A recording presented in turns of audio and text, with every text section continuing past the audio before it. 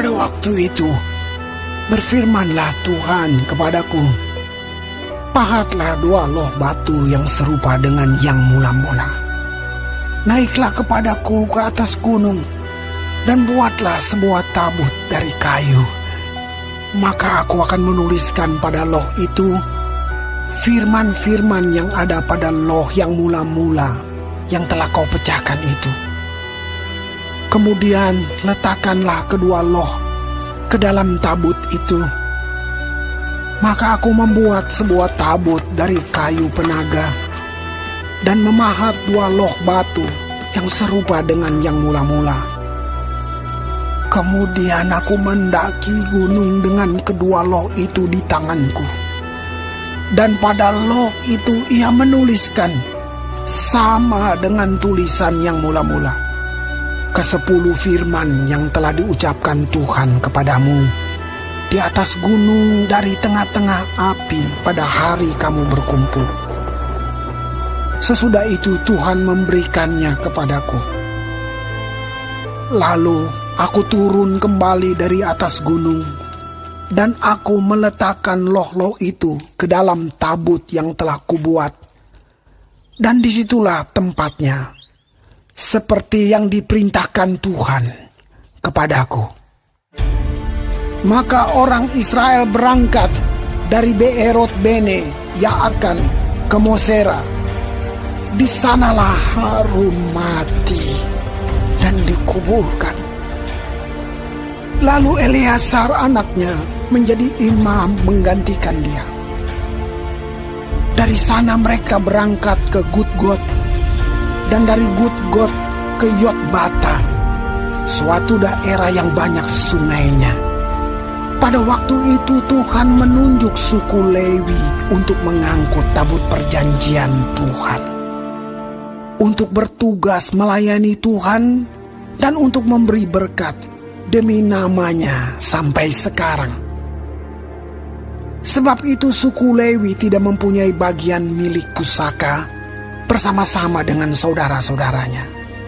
Tuhanlah milik pusakanya, seperti yang difirmankan kepadanya oleh Tuhan Allahmu.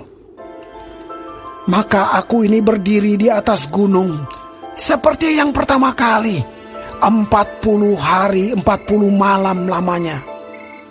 Dan sekali ini pun Tuhan mendengarkan aku. Tuhan tidak mau memusnahkan engkau. Lalu berfirmanlah Tuhan kepadaku, bersiaplah, pergilah berjalan di depan bangsa itu, supaya mereka memasuki dan menduduki negeri yang kujanjikan dengan sumpah kepada nenek moyang mereka untuk memberikannya kepada mereka.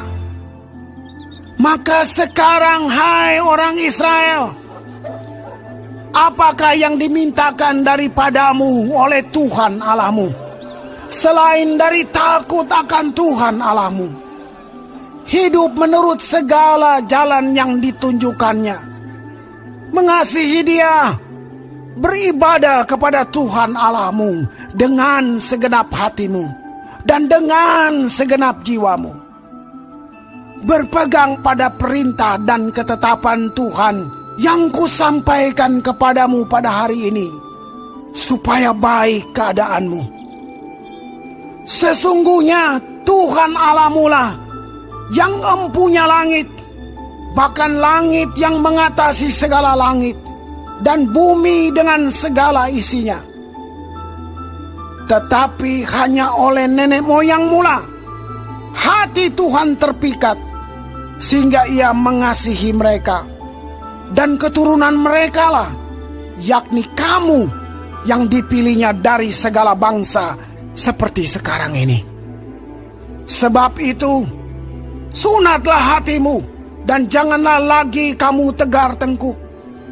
Sebab Tuhan Allahmu lah Allah segala Allah, dan Tuhan segala Tuhan, Allah yang besar, kuat dan dahsyat, yang tidak memandang bulu ataupun menerima suap, yang membela hak anak yatim dan janda, dan menunjukkan kasih-Nya kepada orang asing, dengan memberikan kepadanya makanan dan pakaian.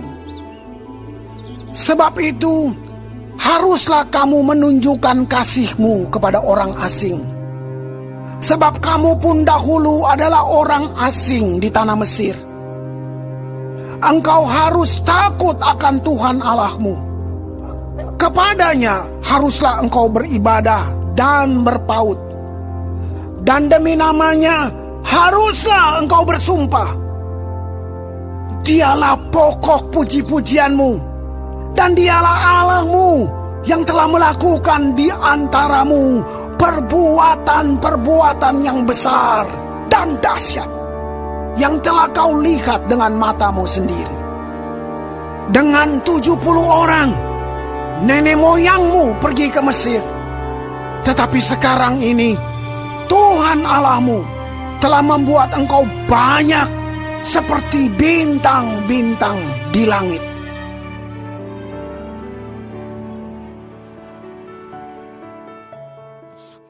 Salam semua jemaat Tuhan. Kembali kita di dalam pendalaman Alkitab Clear Sight. Sekarang kita sudah memasuki kitab Ulangan 10. Tuhan Yesus memberkati. Di dalam ayat 1 sampai 22. Riwayat tentang loh batu yang baru dan orang Israel diperingatkan supaya taat dan bersyukur. Setelah kedua loh batu dihancurkan dalam peristiwa lembu tuangan, Tuhan meminta Musa kembali memahat 2 loh batu yang baru yang serupa dan sebuah tabut kayu untuk menyimpannya. Pada kedua loh batu yang baru, Tuhan kembali menuliskan firman-Nya yang ada pada loh batu sebelumnya. Kini Tuhan memberikan perintah lagi kepada bangsa Israel untuk pergi ke tanah Kanaan dan menaklukkannya. Mereka harus mencintai dan menaati Tuhan dengan sepenuh hati. Berkali-kali Tuhan menekankan pentingnya kasih yang berasal dari hati. Ketaatan ini diserukan ada 2 alasannya. Yang pertama, karena Tuhan adalah Tuhan yang Maha Kuasa. Namun Israel mendapatkan hak istimewa untuk menjadi umat pilihannya. Mereka harus mengalami sunat hati, membuang bungkusan kekeras kepalaan dan kebebalan. Yang kedua, karena Tuhan merupakan otoritas tertinggi, kuasa terdahsyat, dan hakim yang adil. Umat itu harus sungguh-sungguh taat kepada Tuhan. Pelajaran yang bisa kita ambil dari kisah ini adalah ketaatan yang benar dan berlanjut tidak lahir dari paksaan atau rasa takut, tetapi dari hati yang penuh syukur dan cinta kepada Tuhan. Amin. Tuhan Yesus memberkati.